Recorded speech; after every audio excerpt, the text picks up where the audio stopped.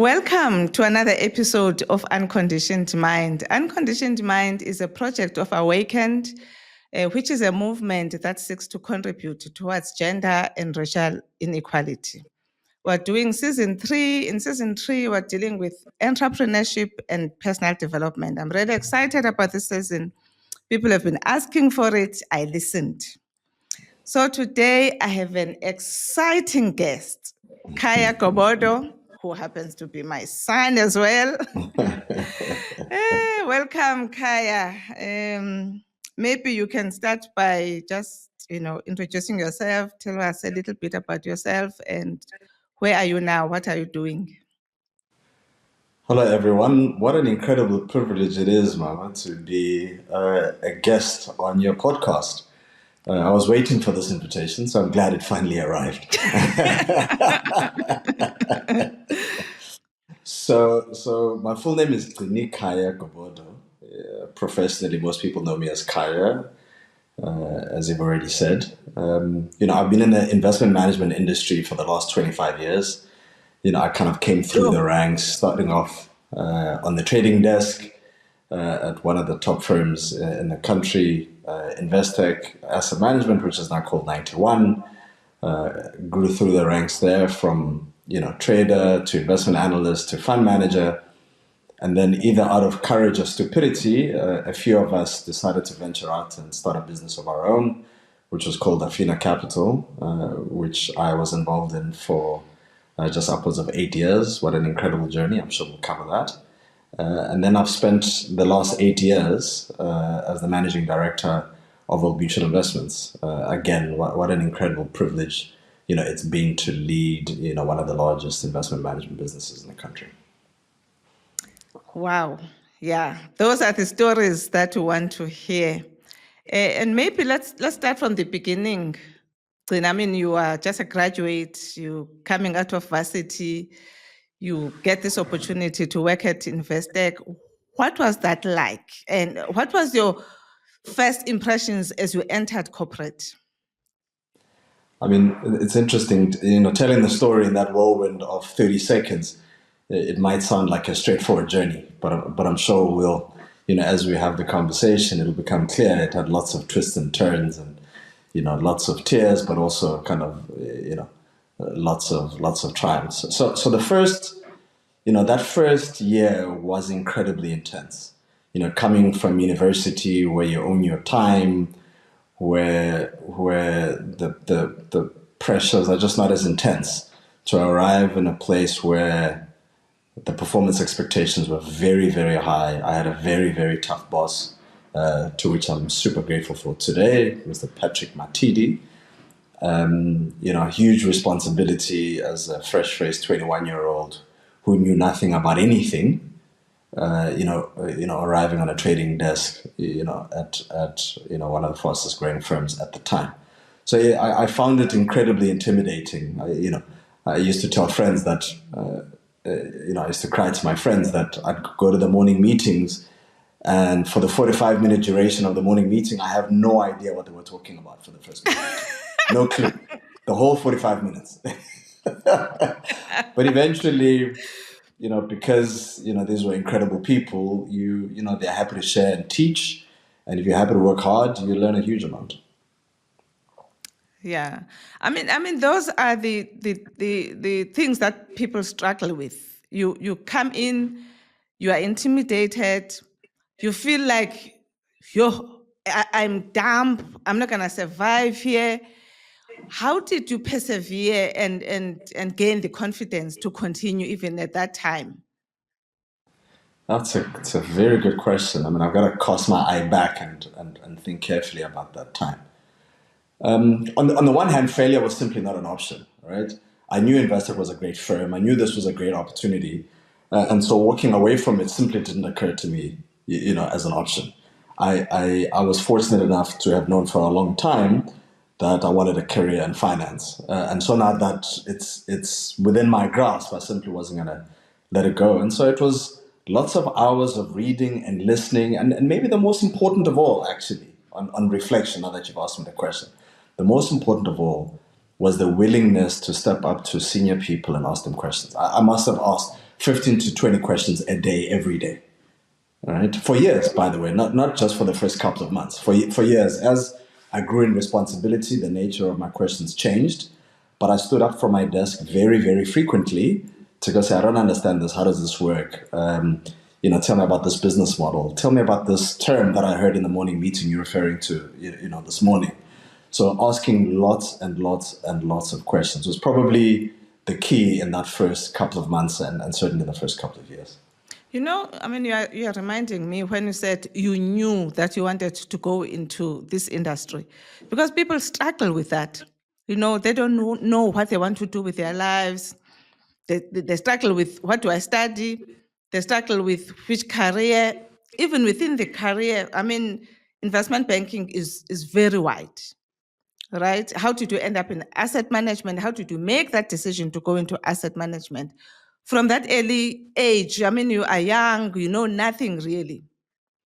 Yeah. How do you come up with make those kinds of decisions? So, on the one hand, I was very fortunate in the sense that, I couldn't explain to you, why finance was hugely attractive to me. And we can unpack it a little bit. I've got some thoughts, but I didn't know that it would be asset management specifically. I just knew that broadly I wanted to be in finance. And that happened to be enough because the underlying skill sets, the underlying technical skills required in all the disciplines in finance have a lot of commonality. So it almost doesn't matter where you start. Whether you start as an analyst in the investment bank, whether you start as an analyst in asset management, whether you start on a trading desk or a corporate finance team, it almost doesn't matter, right? If you have an interest in the space, the most important thing is to get in. And once you're in, through exposure, through experience, you start to learn which parts of it kind of resonates with you, which parts of it kind of bring you to life. The more you know, the clearer it becomes for you, which opportunities to take and which ones, to turn away from. But the beauty about finance and business generally is that no day spent in the industry is a wasted day, right? So even if you're not in the perfect space, right, as long as you're in a good firm that does good work and you're doing good work and learning, no day is wasted because all of that learning cumulatively, whatever you ultimately do, will be hugely valuable to you. Because what are you learning? You're learning some very fundamental technical skills, super powerful. You're learning about commerce generally, how this business model works versus that business model, how this industry works versus that industry. You're learning how to deal with people. So as you take all these underlying component skills, when you put them together, you can do almost anything. Okay. That's actually good to know. Now, you survived that first year, right? You're still here, you're still employed. How do you chart the path now in terms of your career? How do you position yourself? Just share with us how you progressed from that first year to the next level and the next level. Yeah. It's very easy to take credit, right? Because in hindsight, it looks like my career went okay. So it's very easy for me to take a lot of credit. But actually, a lot of the credit is due to, bosses, sponsors, senior people in the firm who saw some potential and invested a huge amount of their own personal time, a huge amount of their own personal brands in promoting my own development and my own career. So finding an organization that values taking risks on people, that values developing people, where the senior people take a personal vested interest, is probably the most powerful decision you can make about your career, because that puts you in a hugely advantageous position. And then, yes, you have a role to play, right? You've got to show up. You've got to show up as intellectually curious. You've got to show up as very hardworking. You've got to show up as reliable and dependable. And as long as you graft really, really hard, right, those people will continue to open doors for you. And I'd be I'd be overstating it if I said I had a grand plan, right? I knew I wanted to grow in responsibility and seniority, but I couldn't say to you the way my career unfolded versus the grand plan I had when I was 22, as a perfect match. Opportunities come when they come. They don't come according to a particular timeline, but you got to be ready. You got to, like I said, intellectually curious, work super hard, be part of the team, be part of the place where you are, and those who own opportunities will create them for you. People always, they struggle with finding those mentors. They struggle with finding those sponsors that you are saying. I always say that you need to have mentors, you need to have sponsorship, because you are not in the room when the decisions are made. So if you don't have people 100%. speaking on your behalf in those rooms, you don't even know what is going on. So if you are not visible to these sponsors and you are not visible to these mentors, opportunities are going to pass you by, and people struggle with making those connections. For instance, positioning themselves for the mentorships, or positioning themselves from those sponsorships. I like what you said in terms of you have to do the work yourself in terms of showing up, right? Yeah, maybe just expand there a little bit, just help people to sift through this landscape, to position themselves for those. How do you position yourself for the sponsorship? How did the people choose you, for instance? Yeah, it's unfortunately the answer is not straightforward because a lot of it is about the culture of an organization. Some organizations are just really good at this stuff, right? They recognize that their future relies on the ability to develop their own timber, right? So it's embedded in the culture of the place that senior people know that part of their success and part of their long-term success of the enterprise is how well they can develop kind of the next generation of leaders. I'd say being conscious as you develop your career and finding those organizations that are really good at it is a big plus.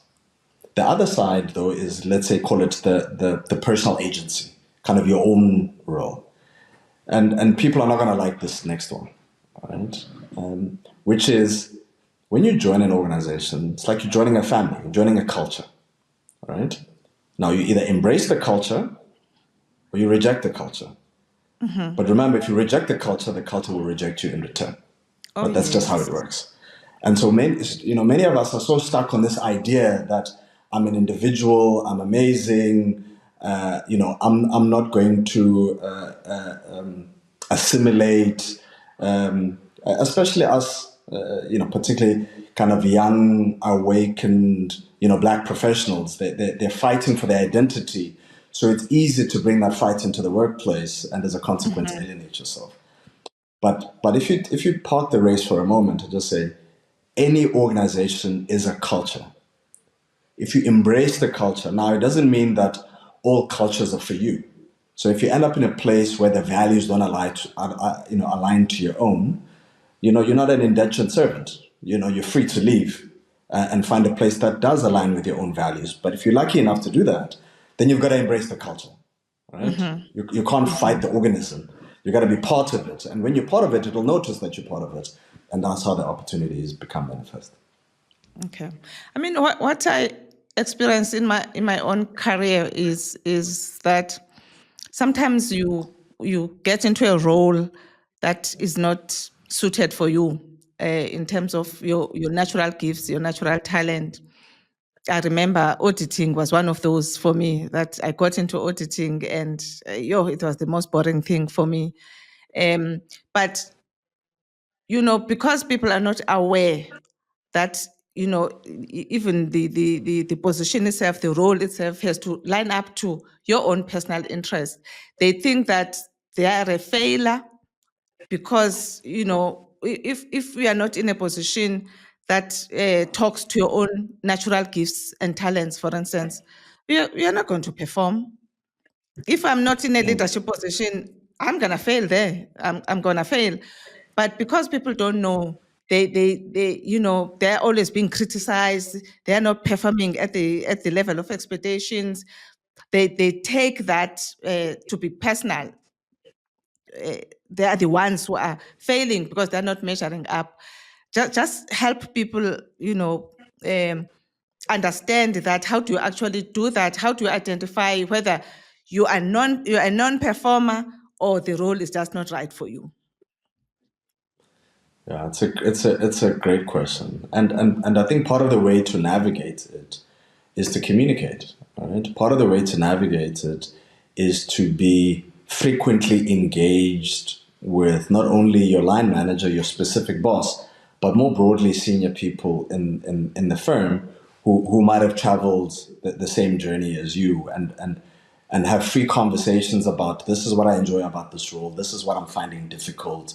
What do I need to do better in this space, as opposed to being the recipient of let's call it criticism, being the owner of kind of your own development and engaging, because then that's how you begin to identify what people genuinely think. That's how you begin to identify the challenges that other people had faced. Because I say this because some parts of your journey are just unavoidable, right? Mm-hmm. It might be true that building spreadsheets is not your thing, right? Yes. But if you want to be in finance, at some point in your life, you got to build spreadsheets, right? Mm-hmm. So, Mm-hmm. so you got to find ways to overcome kind of the wall that says, well, you might never be a great spreadsheet builder, but if you don't learn the art of building spreadsheets, there's things about how corporations work that you won't discover, right? How the relationship between one variable that drives revenue interacts with another variable that drives revenue. Spreadsheets help you discover those things.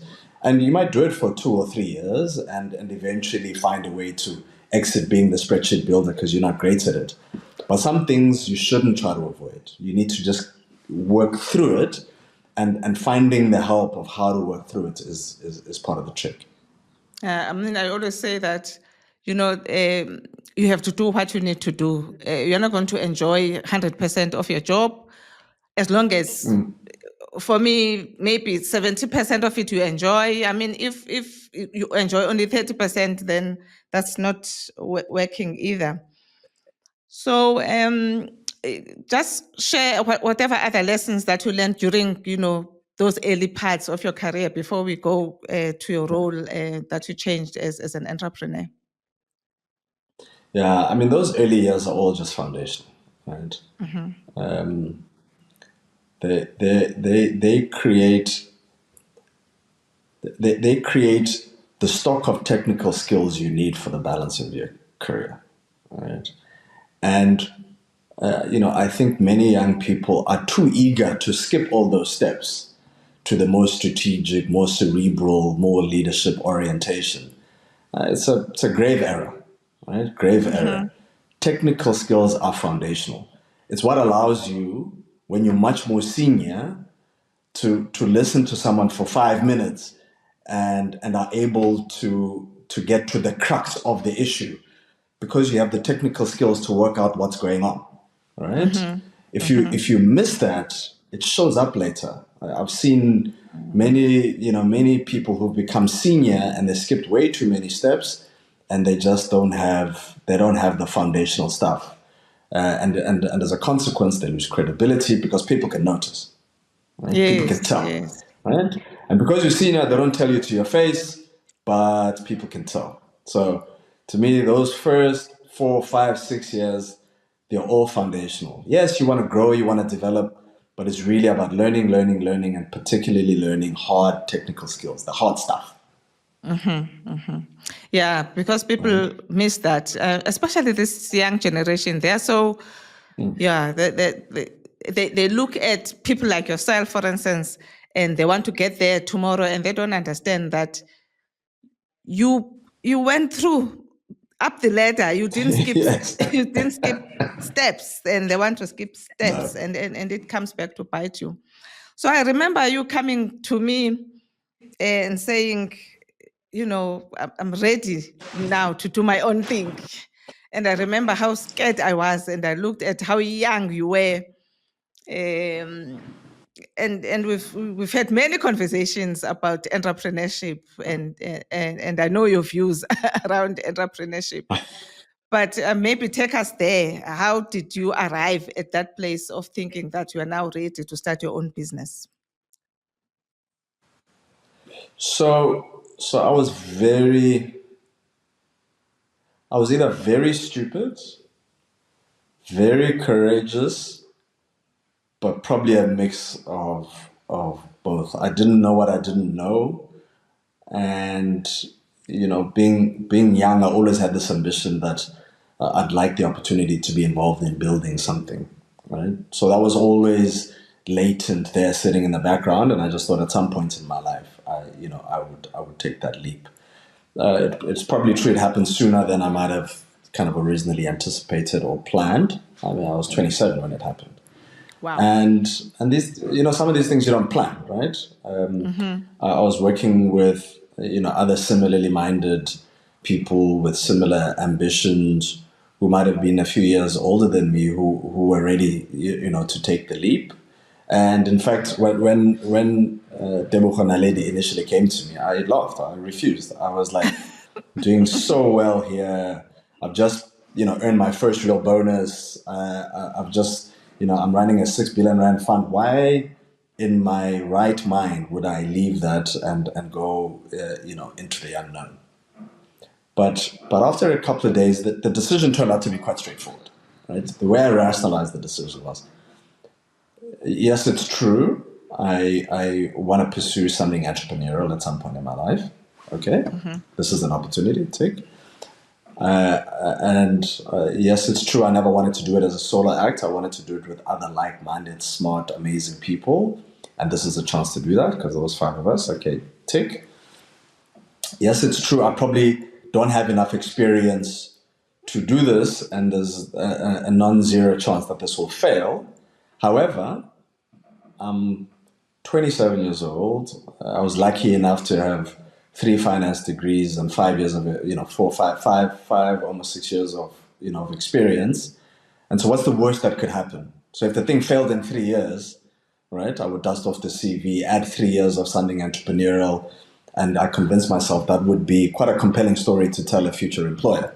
So that's how I rationalized it. I said the risk versus reward is actually skewed in my favor, given my age and where I was in my life at the time. And so it turned out to be quite a straightforward decision. Okay. Tell us about it. How did it go? Lessons learned. What advice would you give to other young people in the same position? Yeah, so I'll come back to the advice. Most people are not going to like my advice, right? But I'll come back to that and talk about the journey. It was 8 years of Yes. 8 years of my life. In the first instance, I think the thing that made it compelling for us was, number one, we didn't want to be entrepreneurs for the sake of being entrepreneurs. We had a clarity that there was something very specific we were trying to build. We were trying to build a specialist asset management business that was founded by investment professionals who are experienced, capable, and happen to be Black. We saw a very unique opportunity. There was enough evidence that independent specialist firms have a space to succeed in South Africa. And at the time, there was maybe only 1 or 2 that was founded and led by Black people. And we thought that there was a real opportunity in the marketplace. So it wasn't this kind of, it may still have been naive, but there was some real thought to the market opportunity, what we were trying to build, the skill sets and capabilities that were required to give yourself a chance of success. And then we were very clear that because asset management is a business of trust, because you're asking people to part with their long-term life savings, and for you to be the custodian of those long-term life savings as an investor on their behalf. So it's hugely about trust. So we said, how can we make the decision easier for our future clients, right? So what we said, well, we need to have a business that on day one looks like a mid-sized business. So even though we had 0 clients and 0 assets at the time, we structured it as though it was already managing 30 billion rand, right? So on day one, we hired 3 or 4 analysts, we hired a full ops team, we had full on infrastructure, we were fully licensed. So our running costs were probably much higher than they needed to be. But we felt that as a way to enter the market, we needed to convince our clients that, this is a business they can look at when they do due diligence and say, no, this looks like other mid-sized businesses that we interact with. The only thing they don't have is an objective track record, right? So that was a very strategic decision that we made, which means we probably parted with more equity in the business to an outside financier upfront so that we had enough capital to fund the business. Right? So we raised 10 million rand of working capital that we estimated would last us about 3 years. So I mean, the point I'm trying to make is that we didn't bootstrap it because it's a business of trust. Right? We were very strategic in the way that we executed our strategy at the time. So, I mean, people are always talking about funding entrepreneurs. It's a big topic that funding is a problem. You were a startup. You managed to raise 10 million rands to start the business. Just talk to us around this big problem of funding. How did you manage to find funding when everyone else is struggling? Yeah. So we were in many respects very fortunate in that we started a business in an area where in an industry we grew up in, right? So it's an industry we understood. It's an industry where we had real experience, and it's people who could assess our experience and make an assessment of whether or not collectively that experience gave us a chance to succeed, right? We didn't go from being fund managers to, try to start an industrial kind of logistics business, right? We stuck to, our area of competence, which means we could take our reputations to people who already knew us, right? Because we had established a reputation, in the marketplace. It doesn't mean it was straightforward, right? So we got rejected many, many, many times, right? There were people who, one or two financiers didn't quite understand the business model, in fact, let me not name them by name, but the traditional government-backed financiers really struggled with a business that doesn't have assets that they could use as security, right? Like I said, it's a business of trust. So we had many conversations, but none of them went anywhere. And then we also went to organizations like, that are in the financial services space that at least have the skills to understand asset management, to understand our role and experience in asset management, and could objectively assess whether or not we had a chance. But they wanted, they almost wanted to convert us to employees. So they wanted more than 50% of the business with a call option to buy us all out in 7 years' time. So they wanted us to give up, to sell our dream. They wanted a forward sale agreement for our dream, which we were not willing to do. And so in the end, we got a little bit lucky that, Braid backed us in the end, and Ball and his team backed us. They understood asset management. Some people at Braid knew who we were as individuals because, like I said, we had spent our career, in asset management. So on some level, we were a little bit lucky. But the main thing is that we were in an industry we understood, our reputations were valuable, and it made it easier for people to make a decision to support us. I mean, that's what I always say, that, if you have the right vision, the right business idea, and everything else that is right in the business, money will always come. So I mean, you are really just confirming that. So you have 0 clients now. 0 clients. How did you win your first one? And actually, before we move off that point, having said what I've said, I've got a lot of empathy for people who are frustrated with the nature of the South African venture capital, not even industry, venture capital as a concept in our business community, right? South African institutions and South Africans generally are not orientated to support startups. We're not orientated to take greenfield risk. So I think it is more difficult to start a business from zero in South Africa and succeed. I think that's an objective point versus versus other countries. I mean, the US is an example, but there's many other countries where culturally supporting entrepreneurs that have an idea written down on a piece of paper is not something that South Africans find easy to do. So having said that, I just think it's important to make that point.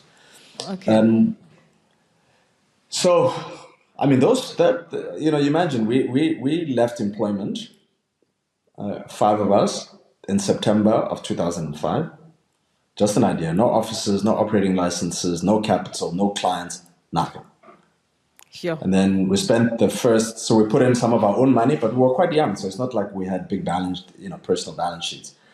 So we divvied up the work. Some people were focused on setting up the infrastructure, others applying for a license from the FSB at the time, others from raising capital. So we kind of divvied up this work, and by the end of that, by early 2006, the capital is in place, the infrastructure is in place, offices are in place, licenses in place, but we still have zero clients, right? We still come to the office every day and build dummy portfolios and have research meetings, but they're all theoretical. And then we spend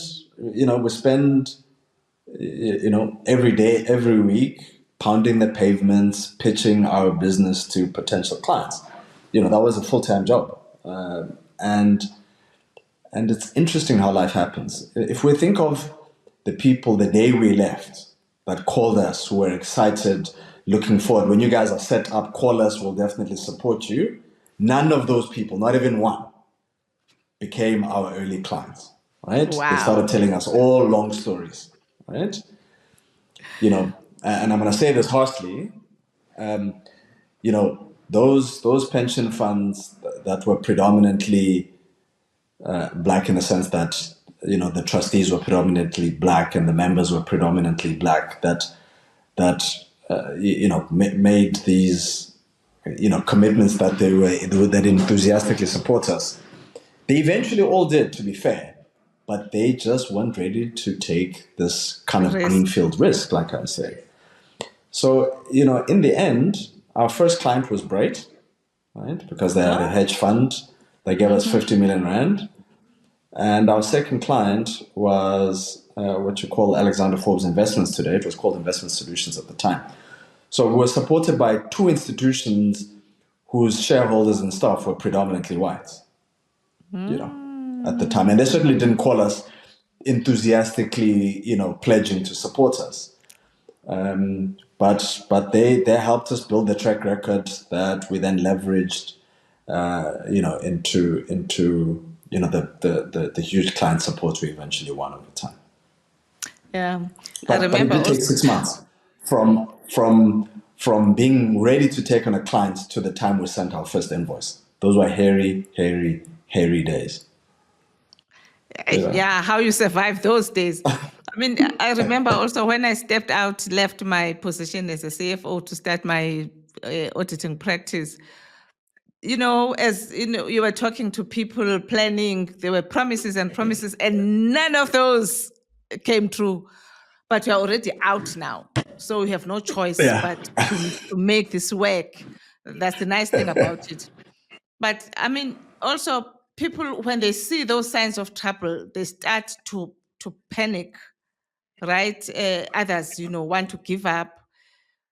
But there's a day when that first client comes. Again, if this is the right decision that you made in the first place. So I'm really excited that you did, win that first client and you were able to build your business from there. So share more, share more. What exciting So, things happened? I mean, it's interesting. So, I mean, we're very lucky that we raised 10 million rand of working capital, and the plan was, our philosophy was, the only thing we know for sure, right? The only thing we can control, the thing we know definitely in our business plan model, is our expenses. That's the only thing we know, right? Revenue is an if and a maybe, right? Yeah. So, so, so we raised the working capital to cover 3 years of operating expenses. That was the thinking, so that we don't blink when it takes longer to build a business. So you don't blink if the spreadsheet turns out to be wrong and reality turns out to be different.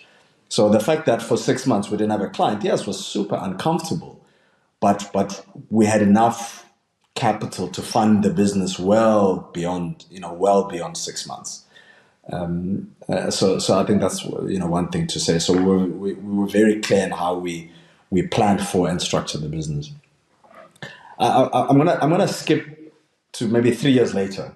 So Yes. the first 3 years were like a whirlwind journey.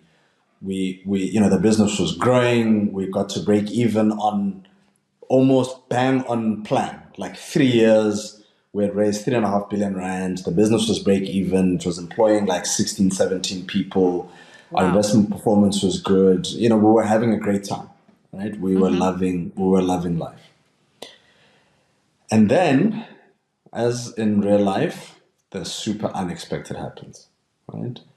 The global financial crisis hits Wow. in the second half of 2008. And our business is a fee on assets under management business. And those assets are invested in stock markets. So for those of us who follow the stock markets will know that when the global financial crisis hit, stock markets fell 30, 40, 50% in some instances. And if your revenue is dependent on that, you just do the arithmetic. If your assets under management fall by 40%, your revenue falls by 40%. Right? And so we Yes. went from being break even to being deeply loss making in like 3 months. And Sure. because we were break even, we were almost out of capital, right? Because the capital was supposed to last us 3 years, and now we're staring down the barrel of a gun. We were measuring how much capital we had in months of runway. So we had about 4 months of runway, right? In about January 2009, we had 3-4 months of runway. All our personal savings are tapped out. We've already cut our salaries by 50%, and we've done all that we can. The only thing we can do now is raise a little bit more capital to give us more runway. So we put this plan together, and this proposal to Braits, and we send it to them, which is, for an additional 5 million, they could double our stake in the business. They could double their stake, in our business. Wow. So we send this thing, and then Tebogo and I fly to Johannesburg to go and present it and negotiate with them. That meeting, including pleasantries, lasted 10 minutes Okay. from start to finish, including pleasantries. Where Ample politely said to us, listen, guys, I don't want to offend you by countering, right? Essentially, there's the global financial crisis. We have our own problems, right? We're not giving you a 5 million rand. You guys are entrepreneurs. We believe in you. I'm sure you guys will work this out. And that was the end of the meeting. You're joking. That was it. Meeting was over, right? We all shook hands, and Tebogo and I left the room. So it's about 10 Wow. o'clock in the morning. And Tebogo and I then go to the Protea Hotel where we were staying, and we go straight to the bar. Right? It's like 10:30 in the morning. I mean, we haven't told our partners that, guys, our business is gonna go bust in 3 months. Brates has rejected our proposal. Yeah. So we go to the bar, we order a whiskey each, and we're sitting there. Before it comes, Tebogo, being the diligent CEO he was, he opens his laptop to just check his emails. And I mean, this day couldn't get any worse, right? There's an email from a law firm as the first email that he sees. We're like, how could this day get any worse? Why are we getting letters from a law firm? So now we're like really, really concerned. So, I mean, anyway, he opens the email and there's a letter attached to the email. I mean, an email from a law firm with a letter attached can never be a good sign. So No. he opens this letter, and the letter, I'm paraphrasing here, reads, Dear Mr. Naledi, we've been instructed by our client, the PIC, to congratulate you on being appointed as a manager for the Public Investment Corporation. What? and and I it love those was a stories. I love substantial those stories. it was a substantial mandate. It quadrupled the assets. We went from break even to being very profitable at the stroke of a pen, right? In 1 moment. Wow. Wow. This is a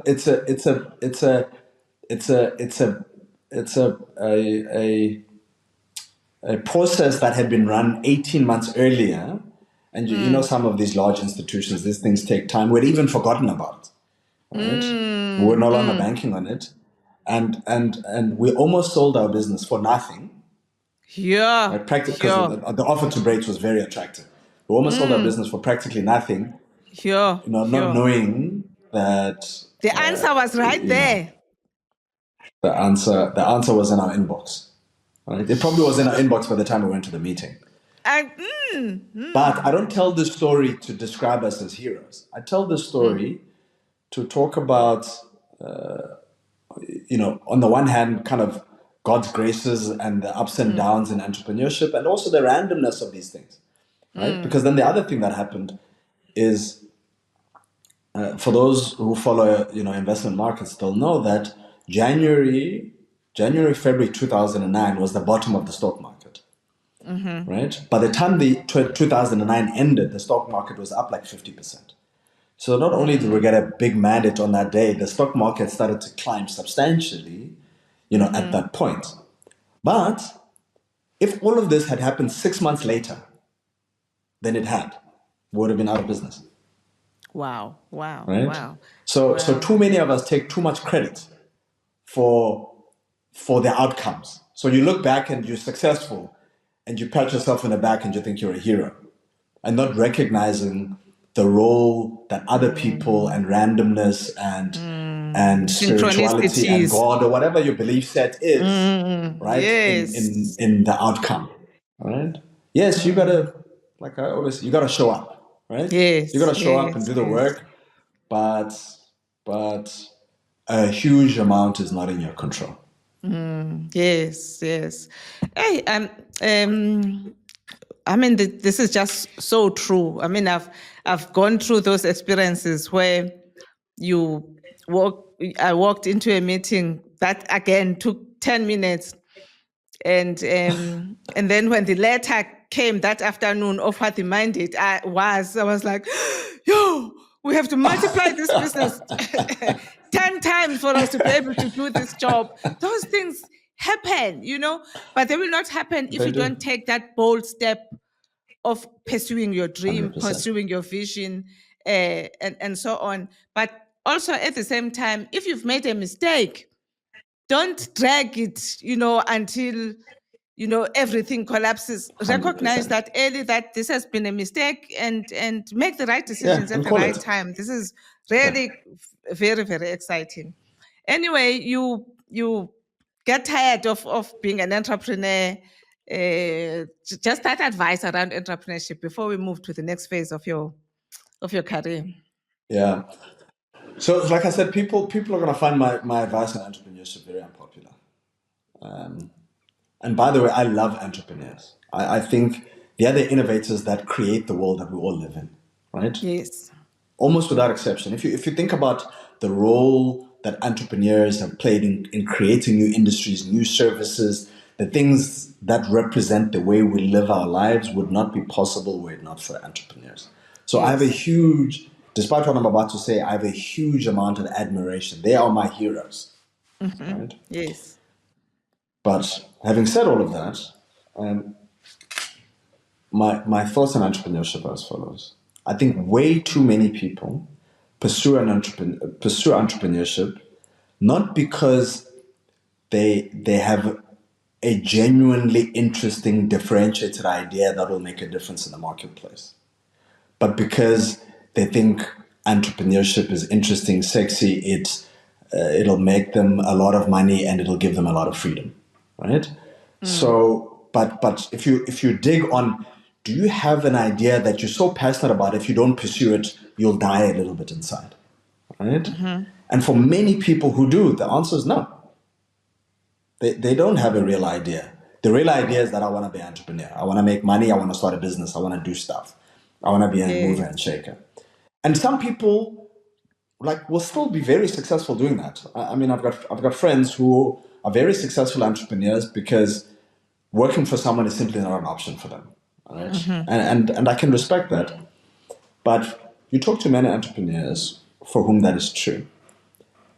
The risk-adjusted rewards of being successful in corporate versus the risk-adjusted rewards being successful in entrepreneurship. The corporate rewards often outstrip the entrepreneurial rewards on a risk-adjusted basis very significantly. Right? Very, very significantly. If you're lucky enough to be in an industry and in a corporate where you can grow in leadership, where you can grow and develop in your career, where you enjoy what you're doing. And by the way, most entrepreneurs are in corporates because corporates are also entrepreneurs. They create new products, they create new businesses. So being in a corporate doesn't mean you're not an entrepreneur. And those corporate leaders, commercially they do very, very well, right? Objectively, they do very, very well, right? So my advice is before you take the leap, just make sure your underlying motivations are clear because the risk-adjusted rewards are not clear. 9 of 10 businesses fail, and people stay way longer, hold on to the dream way longer than they should. Right? When their businesses objectively failed, they drag it on for another 5 years, doing untold damage to their careers and their reputations. Wow. So, good advice. So I'm not despite the fact that I think entrepreneurs are our heroes. I think most of us can build very successful careers even as entrepreneurs in corporations. It is exciting what you're saying, but my question is, why is it that after 30 years of democracy in South Africa, we've developed, so many people in various fields that as Africans, we're not able to establish businesses that are growing, creating new industries, innovations like the rest of the world. As I said, I watched businesses like Investec, Discovery start from small and develop into the big conglomerates that they are today. What do you think is the problem? Yeah. I think it's a really complex, multifaceted question. I don't think there's a simple answer to it. I think we'll be oversimplifying something really, really complex.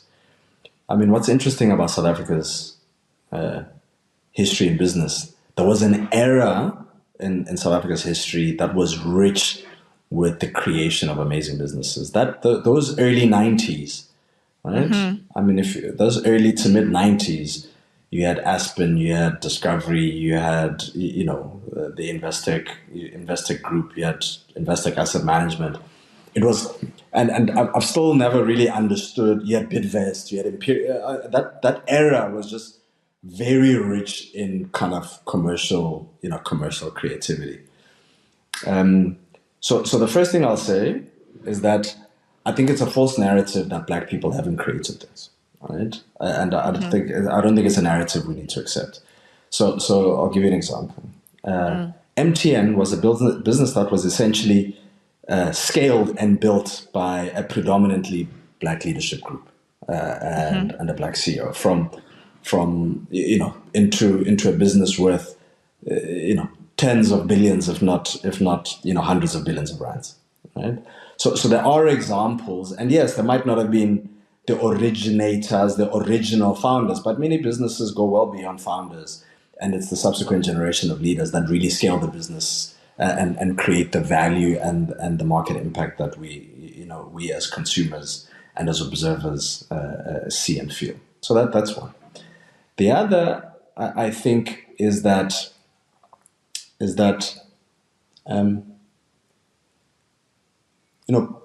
commercial people will always look for the route of least resistance, right? If I can work less hard to make 100 million, I will choose the route of working less hard to make the 100 million.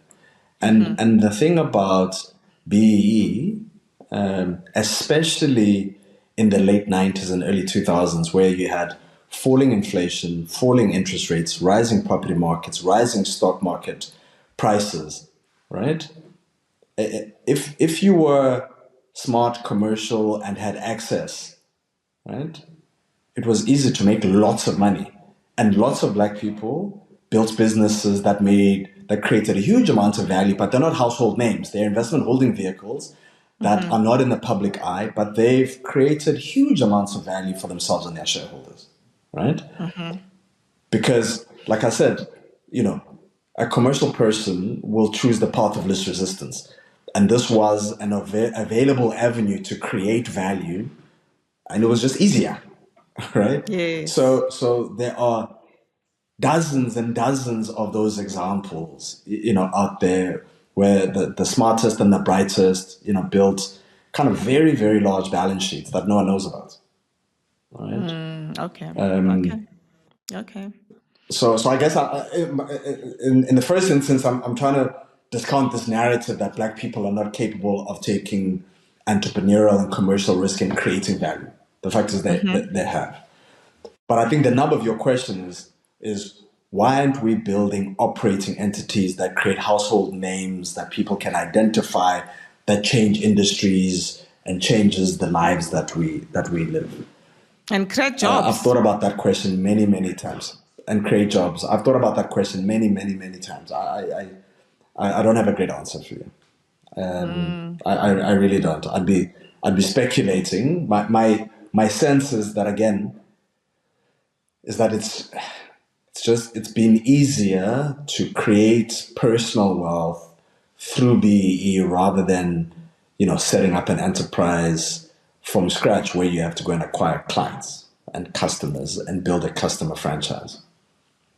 Okay. It's just been easier, and so the smartest of us have chosen that route rather than the much more difficult route of building something from scratch. So as we wrap up, we're running out of time, and I just want you to touch on, you went back to corporate. The 8 years that you spent at Old Mutual and going back to Investec before. Maybe let's just go straight to Old Mutual. I get this call from you that you've been appointed the head of asset management at Old Mutual, and I get so scared. Yo, such a big position. You're so young. Just talk to us about that. What that was like.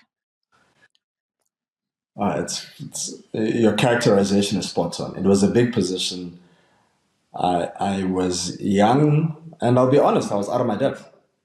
It was a monster. It was a monster jump. Yes, by the time this happened, I'd been in asset management for maybe 16 or 17 years. So at least I knew the content. I understood the business. I understood the industry. I knew the content.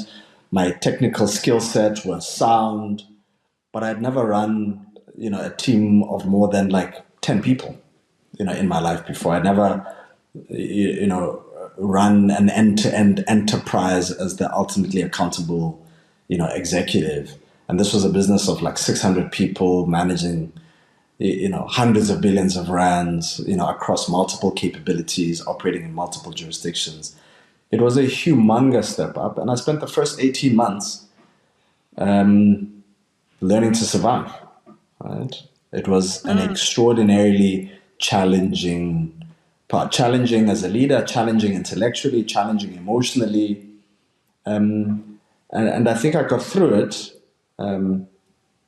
because I was honest with the people I worked with, the other senior people in the teams about what I knew and what I didn't. I never pretended to, I never pretended to know it all, and I leaned heavily on other people who were much stronger than me in other areas.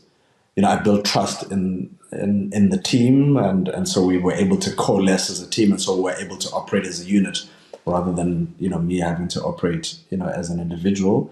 And then I did the hard yards. Every day spent, I got better. I got better at the job, but I don't want to kid anyone. It was incredibly, incredibly difficult. Yeah. And maybe if I can kind of venture this point. Well, one of the questions I know you might like to ask is this question of how do we deal with like difficult bosses, right? And so even though I was the managing director of a big business, I still had a boss, right? The group chief executive was my boss, and Peter Moy and I had known each other for more than 20 years, and when I coming in, I expected. I'm about to have a wonderful boss, and he knows me, and this is going to be. Turned out to be an incredibly tough boss. He turned out to be an incredibly difficult individual to work with and work for, and that added to the intensity of the pressure that I felt at the time, and because we might run out of time, I'd be remiss not to leave this point because I just think it's such an important point to leave, which is. And there were times where I was close to kind of handing in my resignation because it was just too hard. The role was tough, and having a very difficult boss made it even more difficult. And in the end, I didn't quit. And my logic was very simple. My logic was, it was simple in hindsight, it didn't come simply at the time because I was at sea. My logic was, I'm too senior to fail because I have a difficult boss. I refuse for that to be the story I tell myself and people who ask me, why did you quit? Why did you fail as the managing director? And my answer is, my boss was difficult. That just felt like such a cop-out, right? And I was like, because I'm the CEO of a business, how can I fail because my boss is difficult? And so I was like, okay, that's not going to happen. I'm not going to quit, and I'm not going to fail because my boss is difficult. Then I was like, okay, so I'm not going to quit. I refuse to fail. Okay, but my boss is still difficult. Yes. Then I had this epiphany, this realization that number one, we don't choose our bosses. Right? We don't have that privilege. Right? Yes. We get the boss you get. Yes. Right? Like it or not. Number one. Number two, your boss is never going to change for you. Right? I came to that acceptance that my boss, who Peter and I go way back, we have a great relationship. We eventually had a great professional relationship and continue to have a great relationship today. But I came to this acceptance. Peter was never going to go home and decide that, I'm going to be the boss that Khaya deserves. He was never going to do that. Right? So the only person who could change my experience was me. Right? So I said, okay, I'm not going to fail. I'm not going to quit. I'm not going to fail because my boss is difficult, because that's a cop-out, which I refuse. My boss is not going to change for me. Okay, so I'm going to have to change. Then I said, well, but I don't know how to change. I don't know what I need to do. So I looked for help, right? I got a coach. I spoke to HR. So then I had a plan. My plan was, I'm going to unlock Peter. I'm going to find out how I need to be so that I can get the best out of Peter as a boss, so that I can get what I need to do my job to the best of my abilities. Wow. And it didn't just happen. It was, for 6 months, it was a full-time job working out my boss.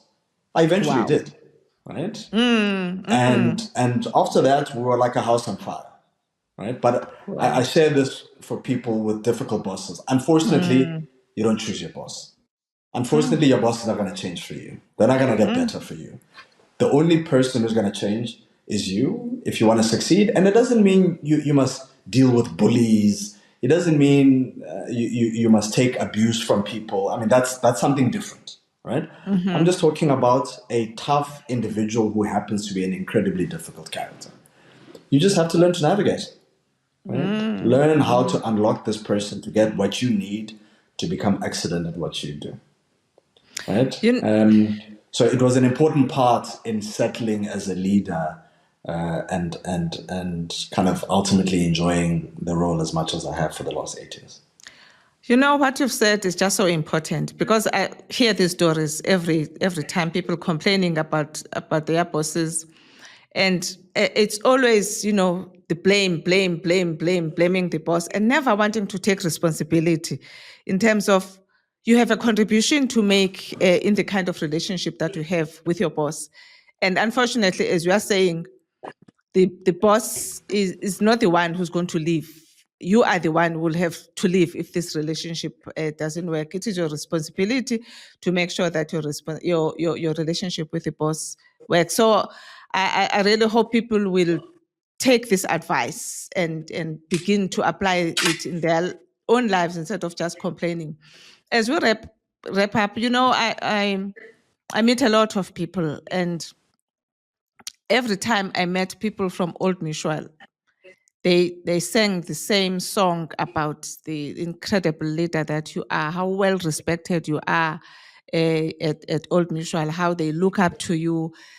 Just talk to us about the kind of leader that you are. People, you know, um, that don't speak well about their leaders. So it was always a surprise to me that everywhere I went, people were singing the same song about you. How did you achieve that? What kind of leader were you? Just give us advice around leadership generally.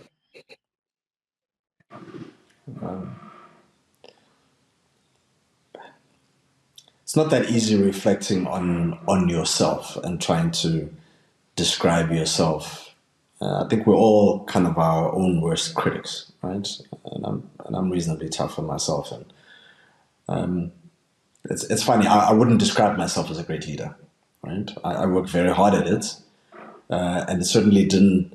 I'm comfortable being out in front, but leading people is actually different to being out in front, right? Leading people is something slightly different, and it didn't come naturally. I mean, I remember during the Afina days, so my first kind of leadership stint now, I'm the CIO of Afina Capital. It's a boutique asset management business. I'm leading the investment team.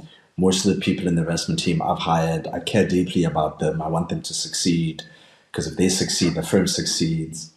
And I remember and we had a 360 degree review process where your direct reports and your peers and board members would review, everyone in the firm. And I remember getting mine, and it broke my heart because it was horrible, right? I got terrible reviews from my reports, like terrible.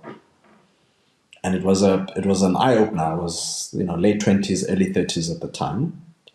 And I just couldn't understand.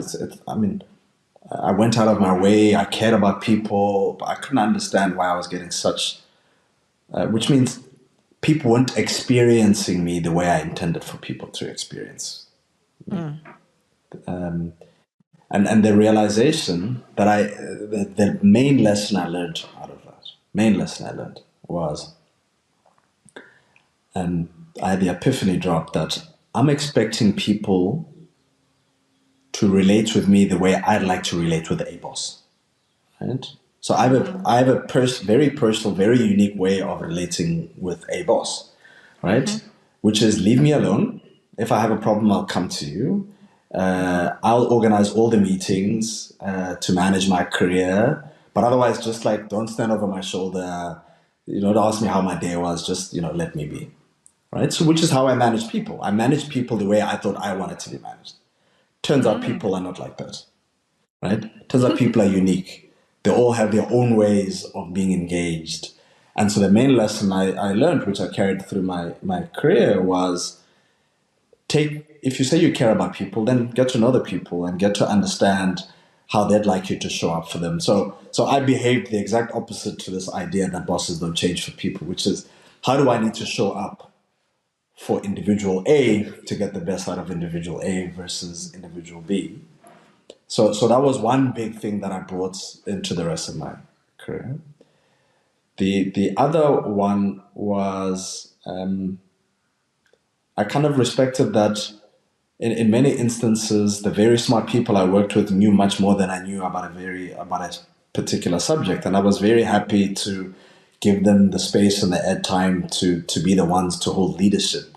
So in my team, I often described it as situational leadership, right? Yes, I might be the managing director, but there are instances where I'm not the appropriate leader for a particular situation, right? And I encouraged and allowed other people to step in as leaders in those situations. Maybe that's two. I backed my people, right? They always knew that, in the rooms where they're not present, they always knew I'd fight for them, right? Okay. I think is another one. I'm starting to run to. Oh, I suppose maybe the very last one is. I'm sure there's more, but the very last one is this idea of kind of showing up authentically.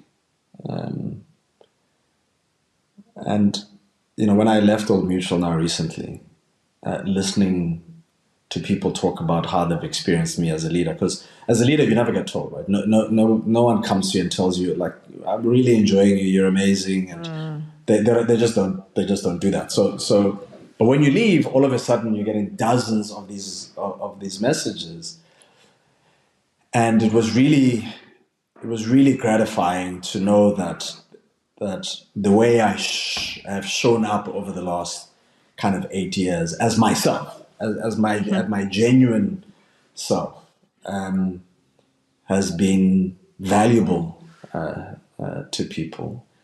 So showing up as yourself is another, because people look through people who aren't authentic. If you don't really care about people, they notice in the end.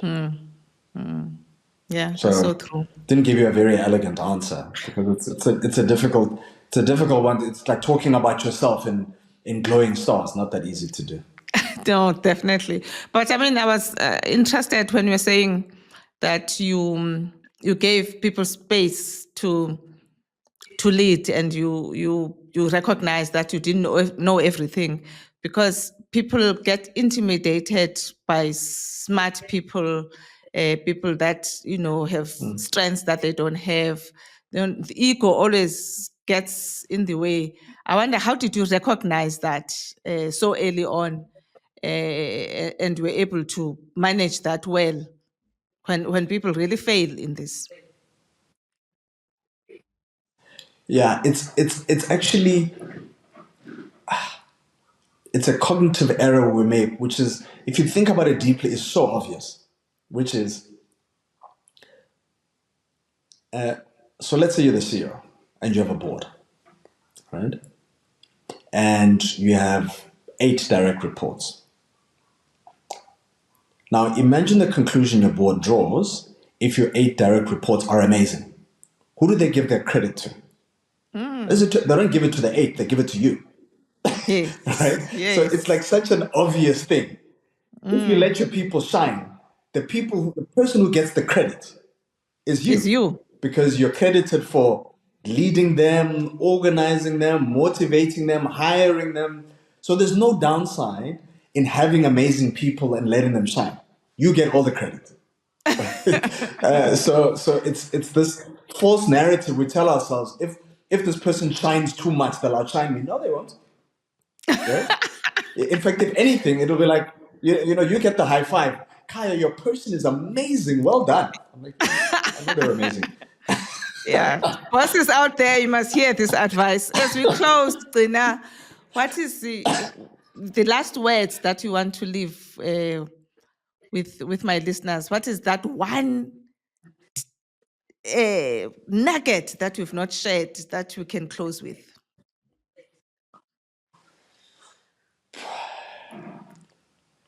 Here we go. In fact, here we go. And it's a speech I give to all young people, right? Yes.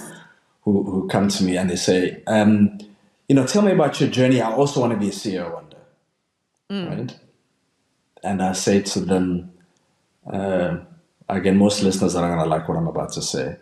I say that's a terrible ambition, right? Because let's just do the arithmetic, right? You work at R&B. R&B, I'm going to guess, I don't know how many people at R&B, 10,000 people, right? 50% of those are like super smart, high flying, amazing individuals. Of those, only one of them will be the CEO. Only Yes. one. It's like an incredibly foolish ambition. You're 25 and your ambition is to be the CEO. So the advice I give people is find something you love to do and find an organization that resonates with who you are. So you can do this thing that you enjoy in an organization that you enjoy, right? Because every day spent doing this thing that you enjoy will do three things. First of all, will give you joy. You will grow and be rewarded for that growth, right? And it'll put you in positions to step into opportunities when they become available, right? Whether or not that leads to CEO is not really up to you, right? But if you do that, you will look back in your career and you'll have no regrets because you would have done stuff you enjoy with people you like. You would have been very well rewarded for it, both monetarily and with promotions and recognition. And you would have gotten many opportunities to grow and try new things. So you look back at your career and say, geez, I've had an amazing career, right? Wow. But if your goal is, I want to be CEO, you're going to make terrible decisions along the way. You're not going to take opportunities that will help you grow. You're so focused on this thing. And when it doesn't happen, it feels like your career was a waste. Yes. So And you are a failure. I'm not saying don't be ambitious. I'm just saying reframe your ambition into be amazing at this thing that you love to do. Be judicious in choosing who you do it with and where you do it, and step into opportunities when they become available. Wow. Wow. Well said. Thank you so much, Khaya, for this incredible interview. And I know that, you've shared so many nuggets that are going to help so many people. Thank you very much. Goodbye.